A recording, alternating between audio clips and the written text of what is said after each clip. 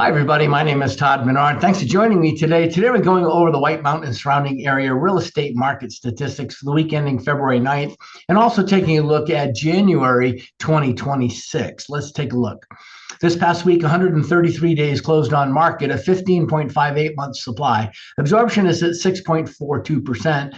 The average list price this past week, $452,616. Average sale price this past week, $419,375. And our list price to sale price retention at 92.66. Taking a look at active inventory, up 1.3% to 701. Pending is sitting at 29, and closed units month to date at 12. Taking a look at new listings, we took 50 new listings this past week. That was up 31.6% week over week. Days on market for active is at 141, and for close at 133. Looking in the lower left-hand side, you'll see that this breaks down both the active inventory in the upper portion and the closed inventory in the lower portion. Gives you the price ranges, the units, days on market, and whether or not there was an increase or decrease in the units or in the days on market. Let's take a look at the spreadsheet where everybody gets to be the expert. Week over week, you can see we were at 38. We're now at 50 new listings this past week.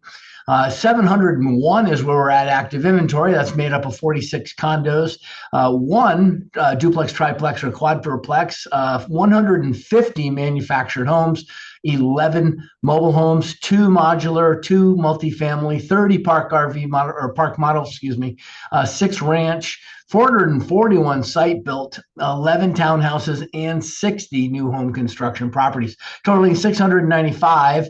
There's 6 properties right now that are bank owned, real estate owned by the banks. Taking a look at pending, we're sitting at 29 over 23 the week before. Closed units are at 12 early in the month, right? The first week. Can't really expect too much there. But the month supply is a little higher than normal because the inventory, we did take on some good inventory this past month. We didn't have quite the sales that we thought. So of course, that means that you're going to take longer to consume the inventory, which increases the month's supply. And that's really why we see that. 133 days on market, up from 122. So the market was exceptionally slow this past week.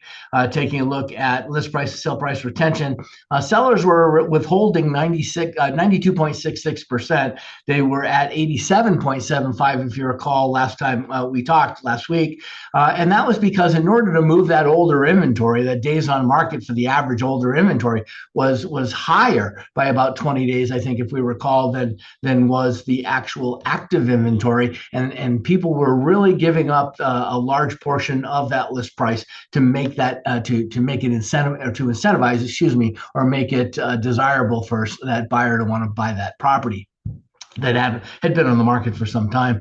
So taking a look at January and how we fared in January, we took 175 total new listings, 155 the year before, so that was up 12.9%. Sitting at active inventory, we moved from 600 last year to 733 this year, again up 22.2% overall. However, we lost about 110, 115 units month over month.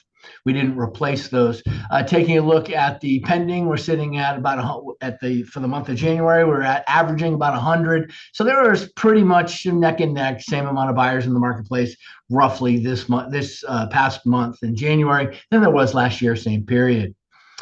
Closed units, we closed 80. That's all. We closed 99 the month before, 114 back in December.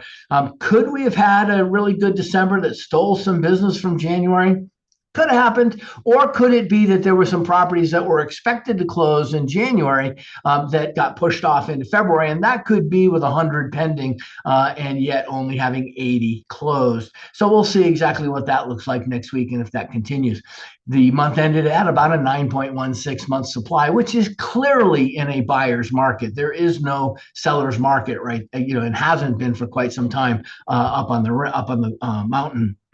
at least as inventory is defined. If it's above 5%, it's considered a seller's market. If it's below 3%, it's considered a buyer seller. Excuse me, let me rephrase that. If it's over 5%, it's a buyer's market, and if it's under a 3 month supply, it's a seller's market. So again, obviously at 9, anything over 5, you're really pushing the limits. A buyer's going to come up in the marketplace. Buyer's going to want a discount. Buyer's going to want concessions. Buyer's going to want all of the items during escrow, kind of common, but we'll see.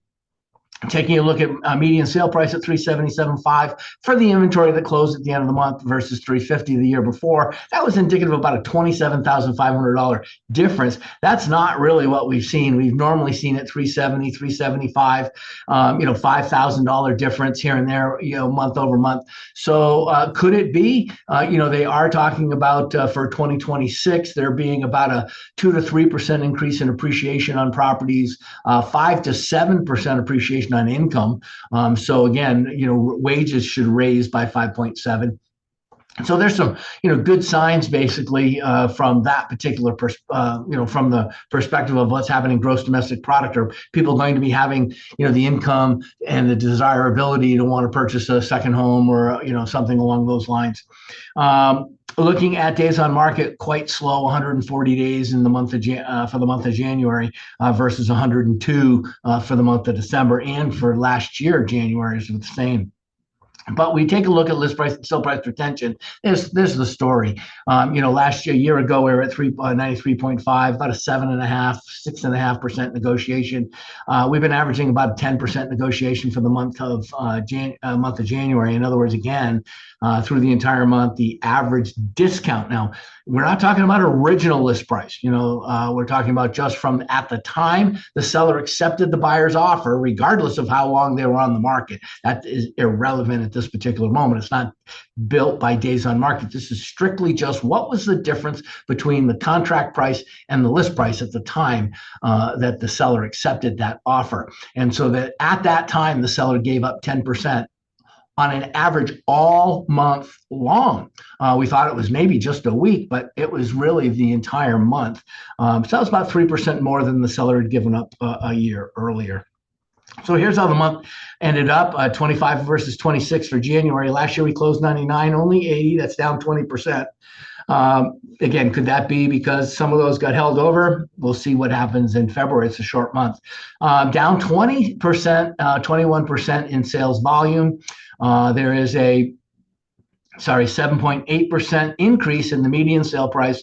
As we discussed, the average sale price went down about 2%. Days on market was about 181 versus 154 the year before. So again, a much slower, almost a month slower business.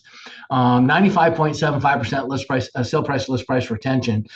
So again, a little bit different depending upon how the numbers are attracted, but still, the seller's giving up some money if they're interested in having the buyer bite. So we'll see what happens through the month of February and go from there. Thanks, everybody. Hope you're having a great day. Take care.